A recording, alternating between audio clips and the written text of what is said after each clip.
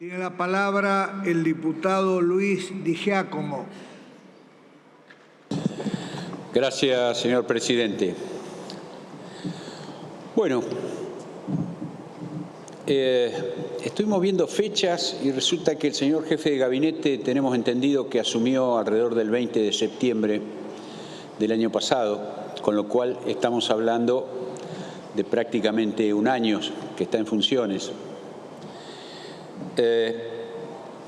Evidentemente, desde nuestro interbloque Provincias Unidas, estuvimos analizando que esto de esta periodicidad insólita, por no decir esta ausencia que venimos sufriendo respecto de lo que está indicado en las leyes, respecto del informe que tiene que dar el señor jefe de gabinete, por lo menos cada 30 días a una de las cámaras, o sea que uno puede pensar que mínimamente cada 60 días podemos recibir un informe, nos ponemos a analizar y vemos que la intención del legislador, cuando propone esto, tiene que ver con posibilitar un intercambio fluido entre el parlamentario y el ejecutivo.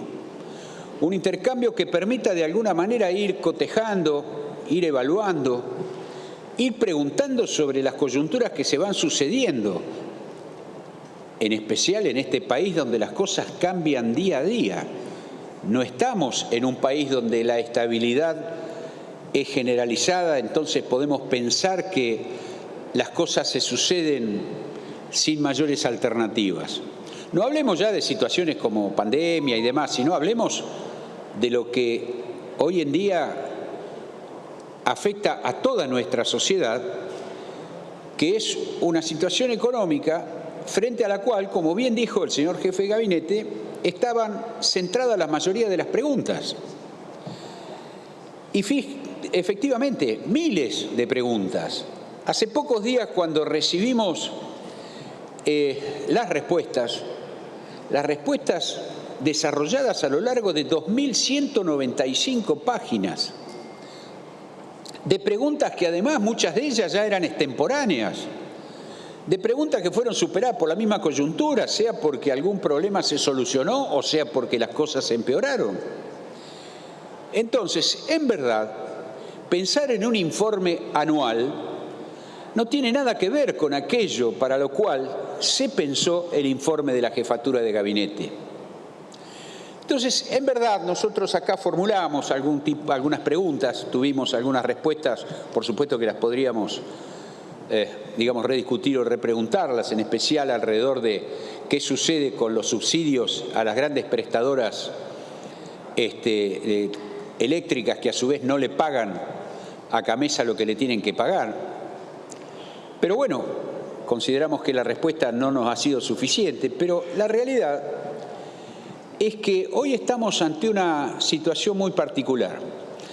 Mire, señor jefe de gabinete, yo lo escuché el otro día, tuve la oportunidad de escucharlo en una muy interesante charla en la convención de la Camarco, de la Cámara Argentina de Construcción, donde usted desplegó una serie de perspectivas, no solo sobre el estado presente, sino sobre el futuro de lo que se vendría proponiendo el Gobierno, el Ejecutivo Nacional, para el próximo año, que me resultaron realmente, entre otras cosas, interesantes porque implicaban un cambio de rumbo alrededor de lo que hasta ahora venía haciendo el Gobierno. Nadie le escapa que hoy estamos ante una nueva perspectiva de la economía a partir del cambio del ministro de Economía.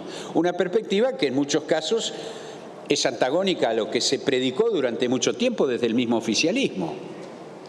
Entonces, lo que nos está pasando en realidad, en la actualidad, es que veníamos en un periodo lamentablemente de caída libre desde el punto de vista económico, donde esos números que usted presentó, esas apreciaciones que son en muchos puntos correctas, las comparto: crecimiento actual de la economía, estabilidad de la macro, expansión del empleo.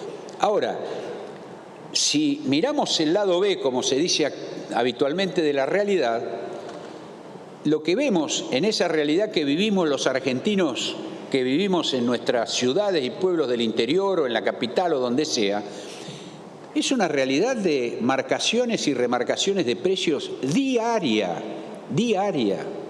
Es una realidad donde el empleo es el empleo informal en la gran mayoría.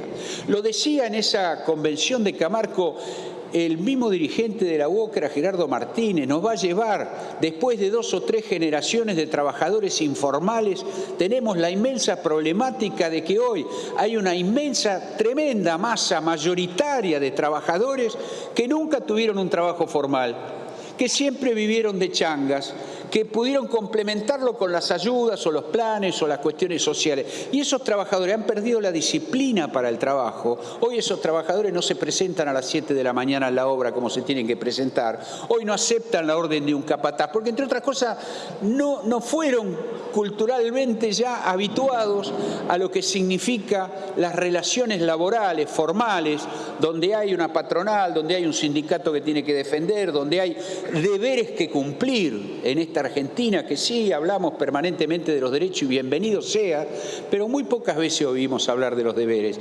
Entonces, lo que nosotros hoy tenemos por delante y donde ponemos nuestras expectativas, nos preguntaban los periodistas estos días, ¿qué expectativa pone en la venida del jefe de gabinete? Y yo le decía, y muy pocas o ninguna, bienvenido sea. Lo único que le vamos a pedir es que ahora venga todos los meses como tiene que venir, para que verdaderamente no haya miles de hojas de preguntas y respuestas que después nadie escucha ni recuerda o se hicieron extemporáneas, para que podamos ir cotejando civilizadamente, para que podamos ir compartiendo los consensos y las disidencias y las cuestiones que hacen a la evolución política de un plan de gobierno. Entonces, en realidad, nosotros hoy la expectativa la tenemos que tener alrededor de qué va a pasar con nuestros productores, por ejemplo, de nuestras economías regionales, de nuestra fruticultura, de nuestra carne, de la pesca. ¿Qué va a pasar con todos ellos cuando hoy nos están reclamando? De hecho, hoy están los fruticultores, hoy o mañana están los fruticultores acá en Buenos Aires con el ministro del área, viendo, porque ya la actual paridad del dólar le es insostenible desde el punto de vista económico. Ya no pueden tolerar este tipo de situaciones. Y vemos una vez más que hay un dólar especial, pero casualmente es el dólar para la pampa húmeda, es el dólar soja. ¿Qué pasa con las economías regionales que son las que concentran la mayor cantidad de mano de obra? ¿Qué pasa con todo ese tipo de situaciones?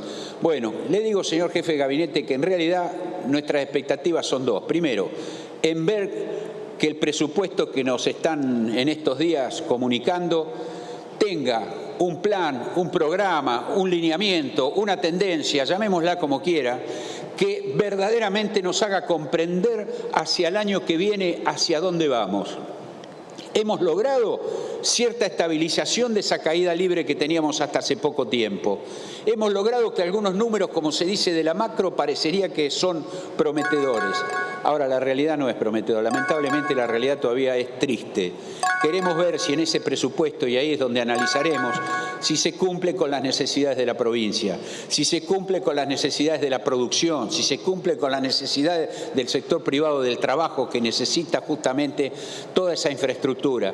Porque hablando, y lo escuché hablar de muchas autopistas, y si yo le nombrara que la autopista 22, la ruta 22, que no es autopista finalmente todavía, se está haciendo hace tantos años y nunca se termina, y hoy está paralizada y causa tremenda cantidad de accidentes. La ruta 151 que transcurre en mi provincia, la ruta 23 que hace decenas de años se viene haciendo y no se termina. En fin, si nos ponemos a hablar de este tipo de cosas, las podemos hacer una vez que podamos cumplir y encontrarnos con la suficiente periodicidad para que, vuelvo a repetir, fuera de chicana, fuera de cuestiones que tienen que ver con lo que uno habla con los micrófonos para afuera, verdaderamente podamos tener un diálogo constructivo. Muchas gracias. Muchas gracias, señor diputado.